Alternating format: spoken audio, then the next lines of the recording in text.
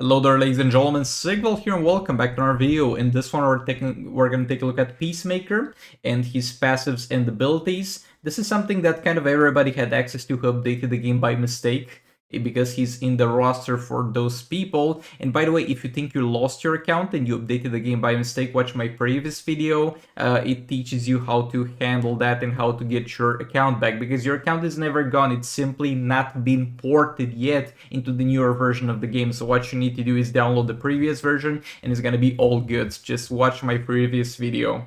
But yeah, everybody who did update the game by mistake saw Peacemaker in their roster, and that's what we're gonna take a look at. So first of all, it's gonna be only level 1 passive, so this is gonna be only for entertainment purposes. Like, first of all, I can only tell if a character is good or not if I own the character and get to play with the character. And we're gonna have level 1 passives, and we have no idea how exactly those are gonna scale. So yeah, first up, we're gonna have a Vow of Peace. It's gonna give you +1 peace stacks for every flawed justice teammate every 7 seconds, and this stacks up to 20. And it's gonna give you 0.5 of 40% reflective shield each time you get a peace stacks. 0.25 seconds, that is. And those values that are on the yellow usually scale with the level of the passive. And it sounded a bit confusing, but let's read the explanation. Peacemaker protects flawed justice teammates by taking the stage. While tagged in, he accumulates peace stacks for every flawed justice teammate in the battle. The next tagged in flawed justice teammate activates reflective peace shield, duration of which is increased for every gained peace stack. And yeah, basically you tag this man in for a little bit. He only needs to stay in the fight. He doesn't need to do anything else, and you passively gain this. And 1 stack every 7 seconds sounds bad, but you're never gonna have a level 1 passive because this man unlocks at 3 stars. So it's gonna be a lot better than that. It's gonna be dependent on the star rating, how many seconds he needs to be tagged in to fully activate this. And I think even with lower star rating, you're probably just gonna tag him in and out normally and just work with the stacks that you have. And this ties into another passive, because if it only gave reflective shield, you wouldn't even bother with it. But next comes the second passive, No Wrong Time to Rock. It's gonna give you +6% damage to specials for each peace stack transformed into peace shield, and it's gonna stack up to 2000%. Okay, so this one, the 6% damage, it's gonna be the one that increases with the star rating.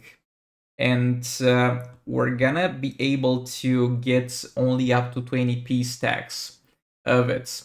So at 6%, though, it's kind of pointless to calculate the 6% over here, because yet again, it's not going to be 6% because you're never going to have him at 1 star. You're going to have him at least at 3 stars, and I have no idea how this scales that higher star rating. But if you were to work with a 6% damage, the maximum you could get out of a 1-star Peacemaker, even though that doesn't exist, you're going to lock him at 3 stars. But if you didn't upgrade the passive from level 1, okay, you would get something like 60% damage from this. And because you can only stack up to 20 stacks, so even though this seems like you can still reach the maximum amount with the lower star rating Peacemaker, you actually can't, because you're not going to be able to get all the way to 2000%, because there's a limit on the amount of peace stacks you can have that get converted into damage. So this is going to be something that scales with star rating, even though it doesn't seem like it scales with star rating in terms of the maximum damage you can get out of it. You're going to save some combo on specials if Peace Shield is active, and it's going to be more than 10%, obviously, at higher star ratings. And this works pretty well with the Hawkman, because with Hawkman, the combo that you have is going to be more effective, so you actually want to have combo. And you're going to get additional armor pierce damage on armor pierce attacks if Peace Shield is active, and Black Adam already has a synergy with armor pierce attacks, so that's gonna be something that ties into that gameplay. And I like the fact that it's something that kind of covers both the strengths of Hawkman and Black Adam, and I like the fact that you're gonna generate peace stacks for every flawed Justice teammate, because it kind of forces you into using the full team, so we don't end up with a situation like the Mortal Kombat team where you're just not gonna use Sub-Zero because you don't really need Sub-Zero. So that's fine. And the 1000% damage, it's gonna increase with the star rating. With those values, they mean absolutely nothing until you get in a fight and see if it does enough damage. If it doesn't enough damage, if it doesn't do enough damage, then it's pretty bad, most likely.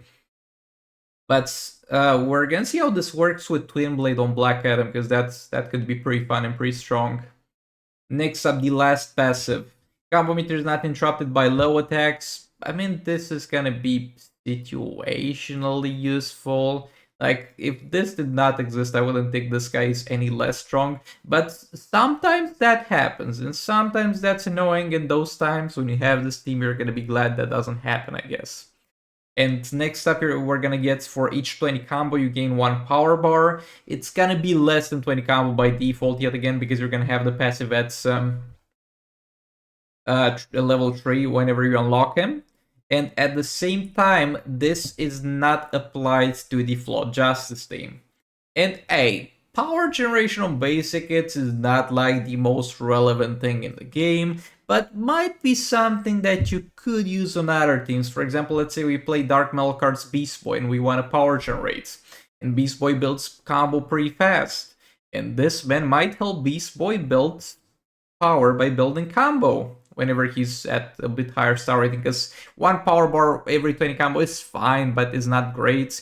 But this opens him up as being maybe sometimes the situational support for other teams, and I like that. I would have wanted Hawkman to have that with his increased effectiveness of the combo that you have, but they didn't feel like giving it to every single character in the game. But whatever, at least we got this. We're gonna see how good he is as a support character for power generation too. Next up, we're gonna have the Torpedo. This disables movement for 5 seconds. You don't want to do this, generally speaking, because if you disable enemies' movements, they're gonna use specials without requiring to move. Generally speaking, disabling the enemy's movement is not the best thing you can do in this game. And the second one is gonna force a tag out and drain 1 power bar, which is okay, I guess. The force tag out is actually pretty damn good if you're gonna use the same in League Invasions, because I played a bit of Martian Manhunter in League Invasions, and there's gonna be those things where it's Collector, Darkseid, Manta, and I don't want to fight Collector and I don't want to fight Manta until I kill that Darkseid that keeps throwing the bombardments. So force tag out is pretty good in those situations. And we have no idea what the third special is, because it needs to be unlocked in 3 stars to unlock that. And I have no idea what the super move does, because the people who posted this on Discord didn't bother to post the super move. Though I'm very grateful for the rest of the picture they posted, and I don't have the newer version of the game, and I'm not gonna bother downloading it for only the super move. But we see an armor pierce icon, so most likely he's gonna give some armor pierce chance or some armor pierce damage for his teammates. Yeah, we're gonna see how this goes, but he definitely looks promising. We're gonna see how effective the values are for dealing damage for the Flawed Justice team. But y'all, that being said, thanks so much for watching, and I'll see you all in the next one. Goodbye!